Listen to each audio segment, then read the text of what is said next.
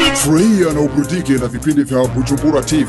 Banywanyi wa Bujumbura TV ndabaramukije cyane ndabaha n'ikaze mu kiganiro Shalom nkuko musanzwe mubizi abari kiganiro kenshi nkunze kuba ndi kumwe n'abaririmbyi b'indirimbo z'Imana indirimbo zihimbaza Imana uyu munsi nkaba ndi kumwe n'umwe asanzwe aririmba mu ishengero God Glory Church akaba asanzwe aririmba n'izindi ndirimbo ku ruhande uyu munsi twaba tugiye kuza kuvugana byinshi no kuri lancement officiel y'indirimbo imwe asanzwe yarakoze muri hawe kaze akaba yitwa Citeretse Landry turakuramukije n'amahoro menshi urahawe kaze mu kiganiro Shalom ego murakoze cyane musanzwe muri muririmbyi mu ishengero hariho n'izindi musanzwe mukora ku gatwe kanyu mubikorana gute bimeze neza mu rushengero turafasha mu ma service dimanche na mardi kandi bimeze neza ama indirimbo nazo ndaja muri studio ama tugasohora indirimbo ameme tanizera ko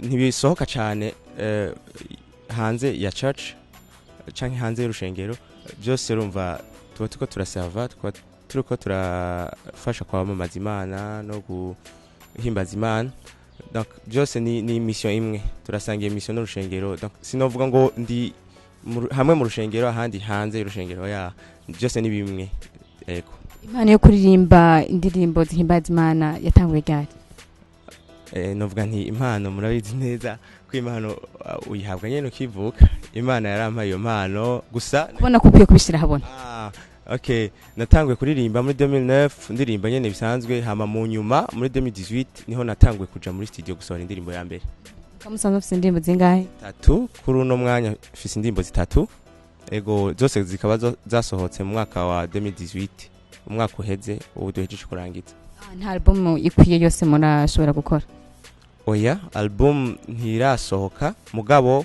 hariho indirimbo ziri muri studio nizera ko zizoca zikwiza album hari lancement officiel musanzwe muko murategura ku ndirimbo umunara biteguye bute lancement officiel novuga nti ni lancement yayo twarayigize twarayiposte iyo ndirimbo kuri YouTube twarashizeho audio yayo muri je crois muri novembre y'umwaka urangiye mugabo ivyo tuzogira ni lancement officiel ya clip video yayo twarayikoze kandi byagenze neza so bizoba iyi mardi le 22 zo kwezi kwa mbere 2019 bizobera kuri rishengero sanzwe sengeramo gitwa GGC mu funyafunyo God's Glory Church hazoba ari ku isaha 12 z'umugoroba 18 nkuko benshi bamenyere kubivuga ayo masaha mubona hazokwitaba abantu bategeze kwitaba turavye amasaha y'abarundi no gutaha kare ego ayo masaha nizera ko ari favorable gose kubera hazoba ari mardi mu ndwi hagati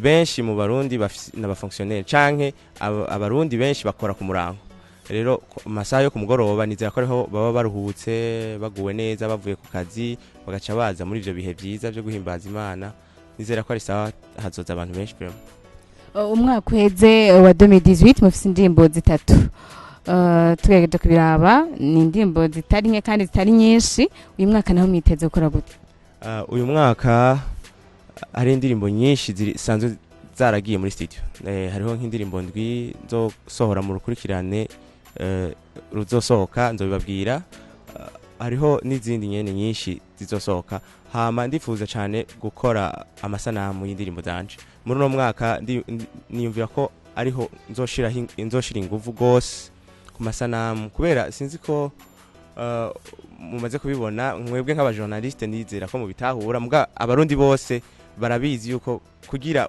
wakire ikintu message ni swat arakurungikira amajwi canke ukamubona rero iyo uri kuramuvugisha yongera kubona hariho ukuntu message uyakira neza kandi ukayitahura yego wovuga ati rero nk'ama video nayo arafise ikibanza kinini mu gutanga message yego cyane iyo mardi mwavuze ko azoba itariki le 22 azora amasaha yo ku mugoroba 18h niki muhamagarira abazoza uyu munsi abazoza uwo munsi ndababwira yuko bimwe mu bintu bimotiva ni kubona umuntu ariko arahimbaza Imana ni ikintu gikomeye cyane novuga nti ni revelation naronse yuko kuba uri kurahimbaza Imana kiri mu bintu bya mbere bibaho bikomeye byo no kwita igikorwa cya mbere gikomeye hano mu isi. Rero ndabizeza yuko uwo munsi vraiment bazohimbaza Imana.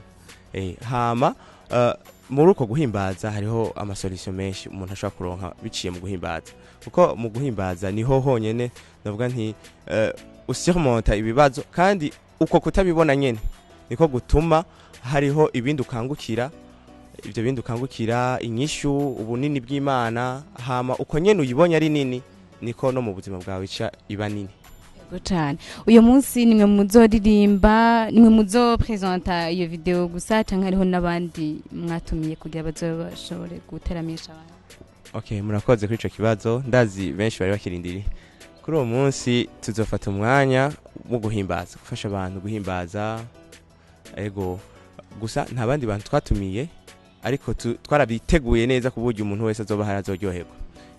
Hazoba hariho n'umwigisha w'ijambo, kimwe mu bintu siko batazoronka gusa iyo video yawe, ariko bazohezega no mu buryo bw'ikuronka ijambo ry'Imana. Ego hazoba hariho umwigisha w'ijambo benshi bakunda cyane yitwa Pastor Patrick Ngendakumana.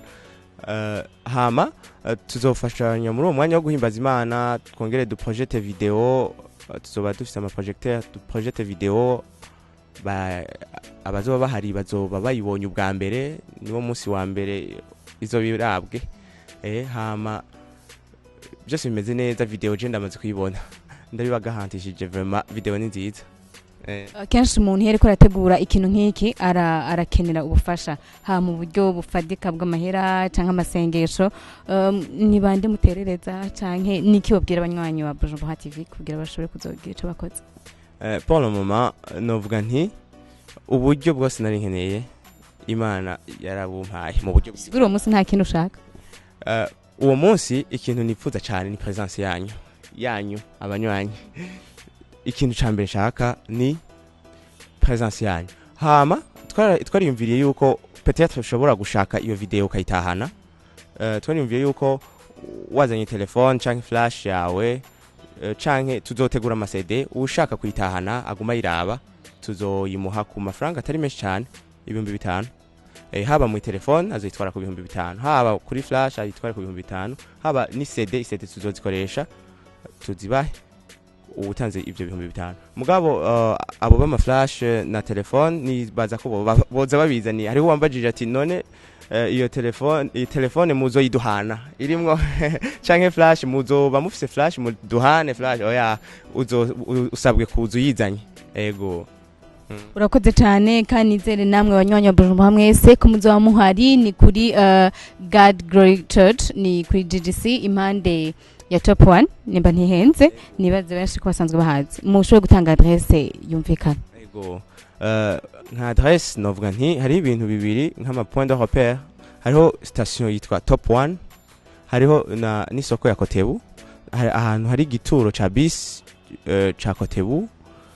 Imbere yaho hariho ikibanza kinini, canke umaze kuhashika muri ivyo bibanza bibiri urashobora gucubaza nihe hari ishengero gitwa GGC, ni hafi cyane, haraboneka ni kwikaburimbo. Donc ni iyi rompo nyene, ushitse muri rompo ya Kotebu ucubaza GGC iherereye he baca bakwereka. Urakoze cyane, tugushimire kandi tunaguterana intege ku bw'ico gikorwa ugiye gukora. Ego murakoze cyane, kandi mwakoze cyane, ndabashimiye abakozi ba Bujumbura TV. Antuka ibintu muko murakora, je urumva ndumukozi w'Imana, nizera yuko umugisha w'Imana ucubaza ko gose kandi ugwiriye. Amen. Amen.